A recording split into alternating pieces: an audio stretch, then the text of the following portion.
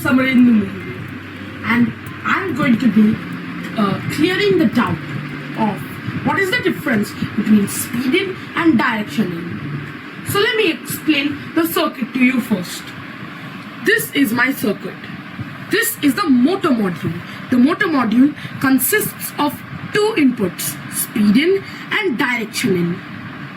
This motor module is connected to an independent battery and also the two motors in yellow, as you can see here, which are connected to wheels which are supposed to move. This motor module is connected to a switch. A switch will act to switch it on and switch it off. And that switch is connected to a power. A power has a battery and it is used to switch it on and switch it off. Now, let me explain speeding. Right now, in the motor module, it is at speeding. Let us see what reaction happens. So I switch on the power module, put on the switch. As you can see, it's moving clockwise direction. But when I switch it off, it doesn't move at all.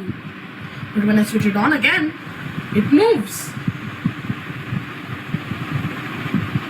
And when I switch it off, it stops moving. That was speeding. So by this we figure out speeding is basically when we put the switch on, then it will move clockwise, but when we switch it off, it doesn't move. Okay, so now we've checked speeding. Let us check directioning. As you can see in the motor module, it is now changed to directioning. Let us see what happens. So I switch on the power module. I didn't even press the switch. It started moving. Now, if I press the switch again, it moves the other way around. And I press the switch again, it starts moving again.